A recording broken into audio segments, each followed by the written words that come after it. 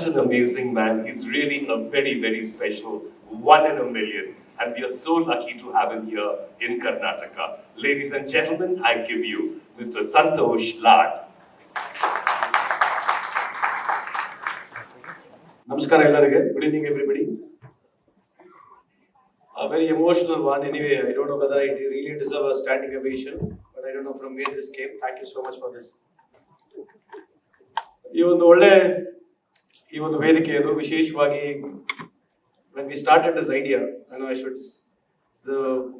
the whole concept came from Sunil and as well Shiv, my friend one of Uttam came to me and said that there is one sort of a foundation called Innovative India where they want to come and meet me. In fact, they met us, from there we started, and I promised them that this Innovative India which they have started, I feel they should always work with the government, whichever government they want to work in any part of the country.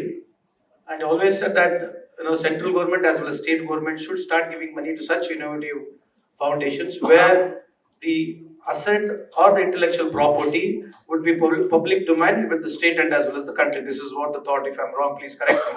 So with this, I'm still on the same page. I personally feel that I would definitely take this idea to the Honorable Chief Minister of Government of Karnataka, and I'm sure in future coming days that there will be some sort of a contribution from the state where definitely this innovative program where you want to take to the villages and you want to make 100 labs. I'm sure apart from being Karnataka Minister, I will definitely try, and being as a part of your foundation, I will definitely work as a volunteer in your foundation also. I would like to say this. Too many things to say, but I will not speak much anyway.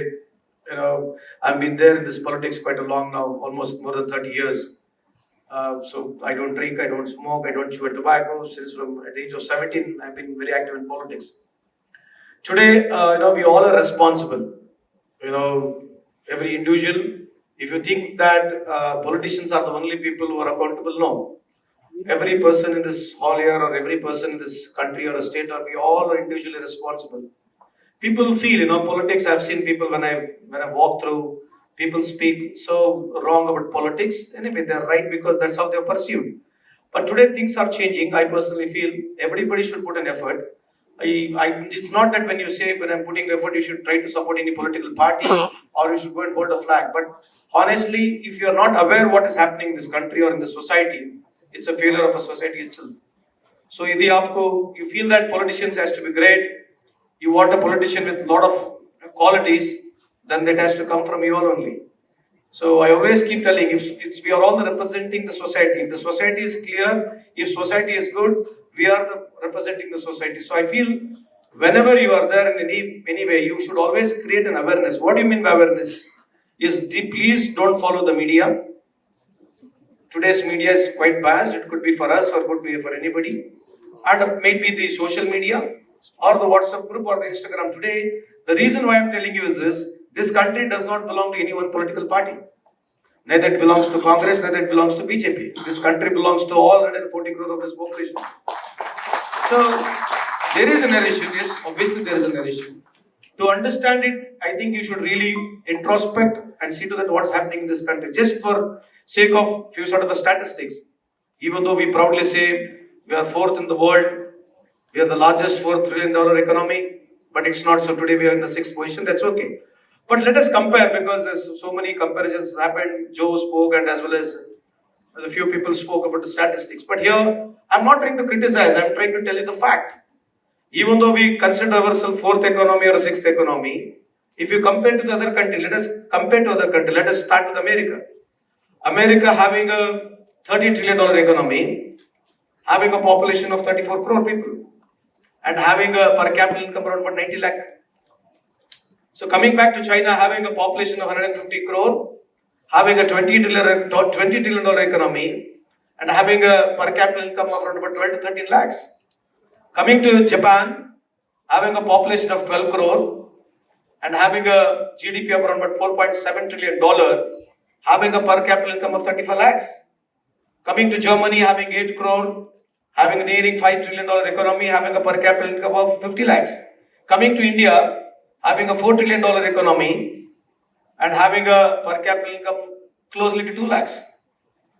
So this is the fact. You need to understand this. We are not trying to, talk anything about anybody here. But if you don't understand all these things, how do we get into politics?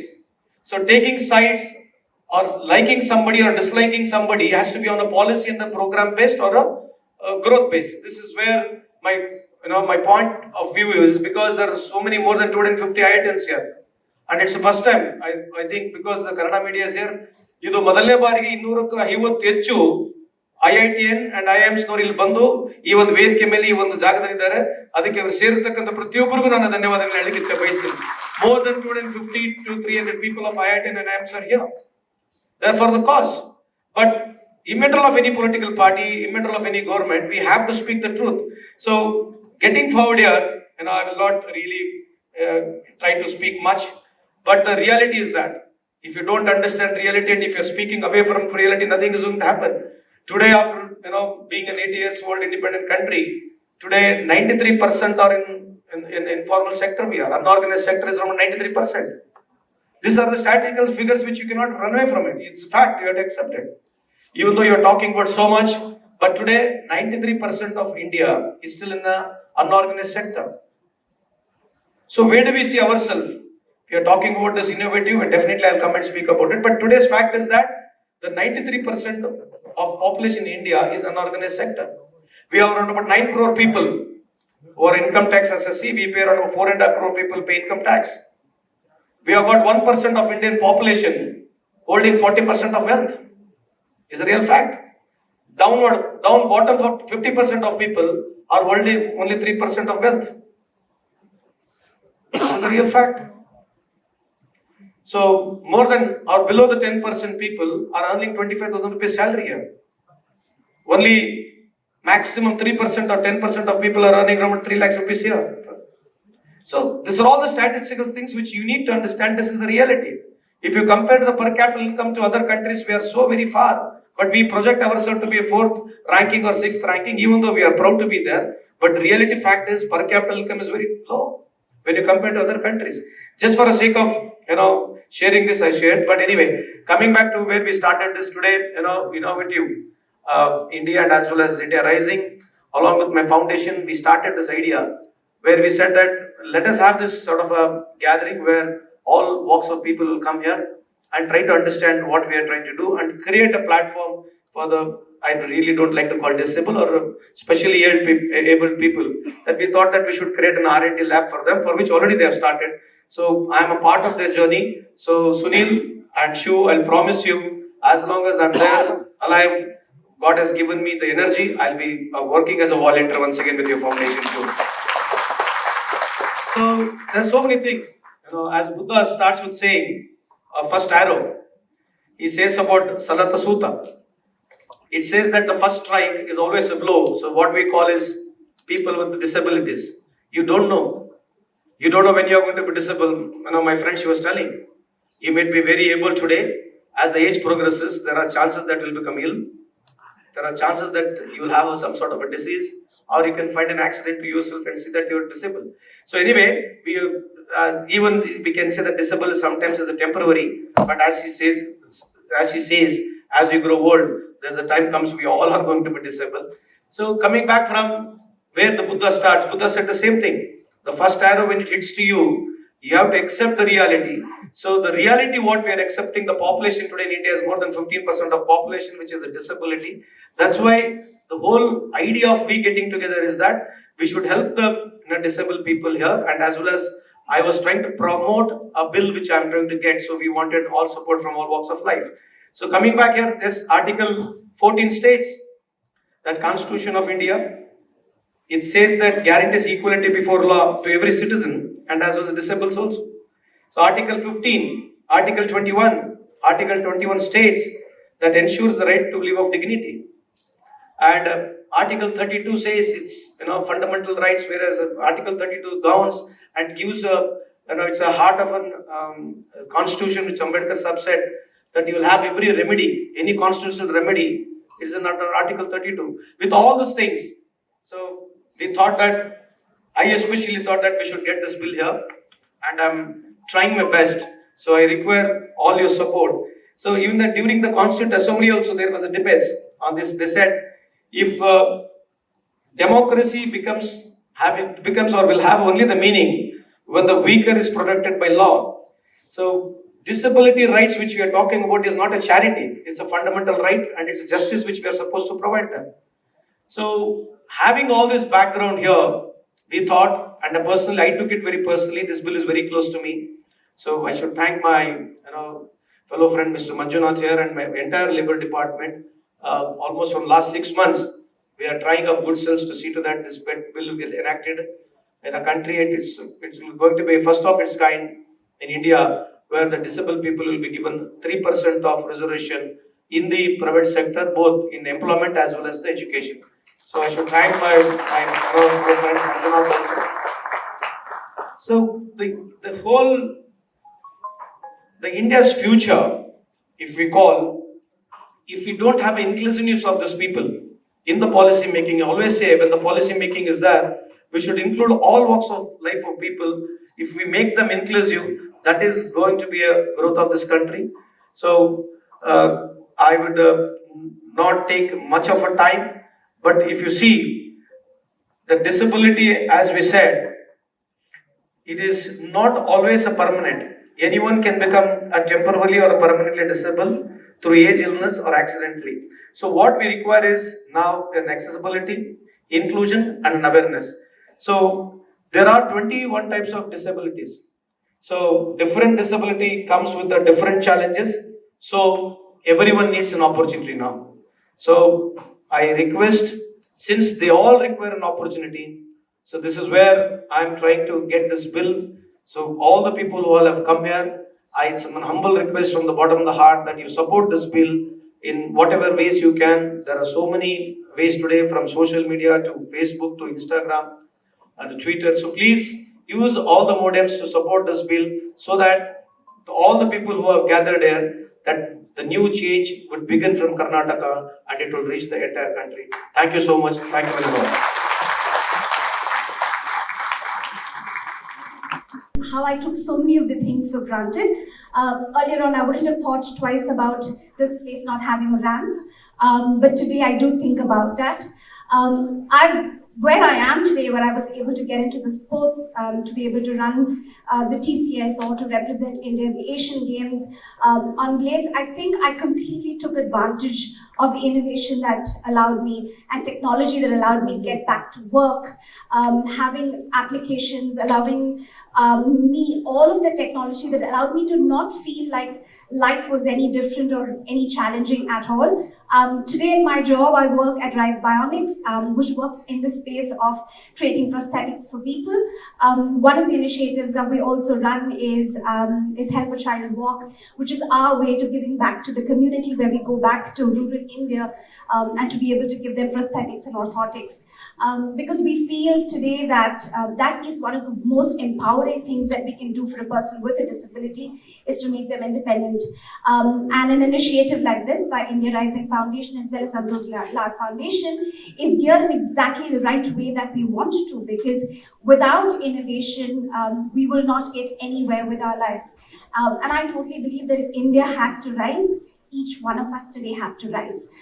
So you can't do that without missing out the whole lot of 20 crore people that we were talking about today. While we're talking about innovation, I just want to leave one little thought for all of the innovators in here today.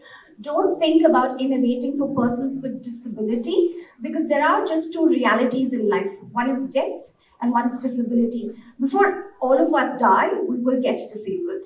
Right? Your eyes are not going to function as well, your legs are not going to function as well, your hands are not going to function as well.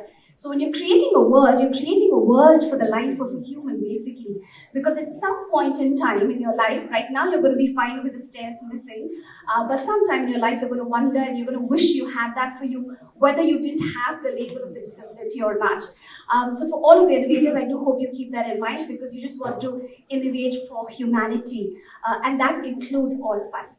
Thank you so much, and I wish all of you all the very best today. Thank you. Separate legislation, a bill, so that the differently abled people get employment opportunities in the public sector and also reservation of 5% in educational institutes.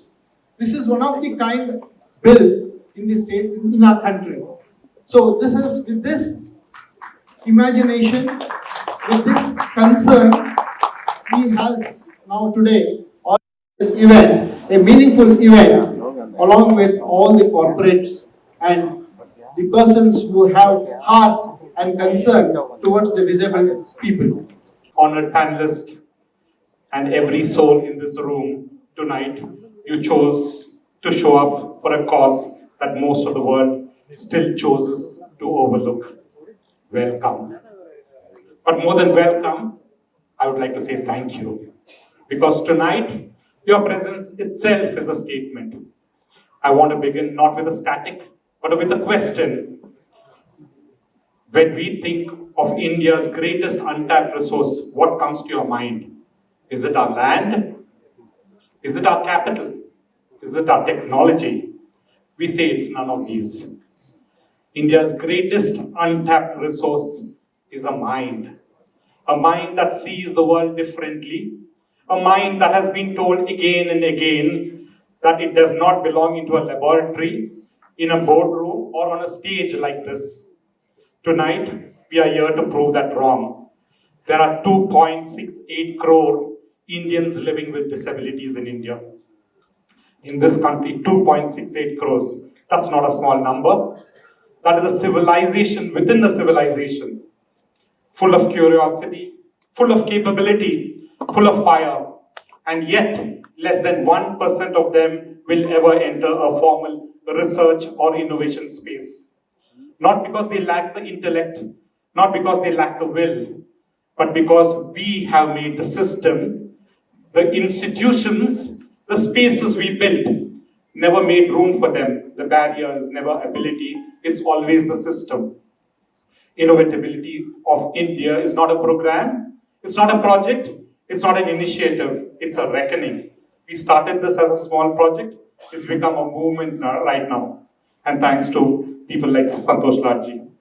It's our acknowledgement as a foundation, as a society, and as a nation, that we have been leaving genius at the door, and we cannot afford to do this any longer. Not if we are serious about becoming the innovation capital of the world. India's next breakthrough may come from the mind that navigates the world from a wheelchair. India's next patent may be filled by hands that communicate in sign. India's next Nobel laureate may belong to the researcher the world once called unreachable. We are here, thank you, we are here to build the door that lets them in. This evening, we will witness awards, conversations and commitments, but more than any of that, you will witness the beginning of a movement that says genius has no barrier, and neither will we. Ladies and gentlemen, welcome to Innovability for India. Let us begin. Thank you. My dear friend, classmate, and dearest Manjunath, Additional Labour Commissioner, Sunilji, Mr. Vadiraj, Lakshmi, entire IRF and Santosh Lal Foundation team, and all those who are here, friends from media, corporates, and my community colleagues. It gives me immense pleasure to be here. I don't know whether I would be delivering keynote speech when Santosh Lal sir is there. Such a great human being. What we saw in the video, I know he's more than that. Because I have personally felt it, personally enjoyed it, personally experienced being with him, and he has participated in many of our programs, whether it is Samarthanam's events, Cricket Association event, Women Cricket for the Blind. Whenever we call, he's always there. So it's such an honor and privilege to have someone like him being in the wonderful Karnataka minister portfolio and being as part of the labor and employment. Most genuine, honorable minister, sir. So I would like to congratulate India Rising Foundation for thinking about doing something for the disabled community. That in technology, innovation, making innovation, technology, assistive technology accessible and making it inclusive I think I would like to request all of you to put your hands and appreciate their gesture.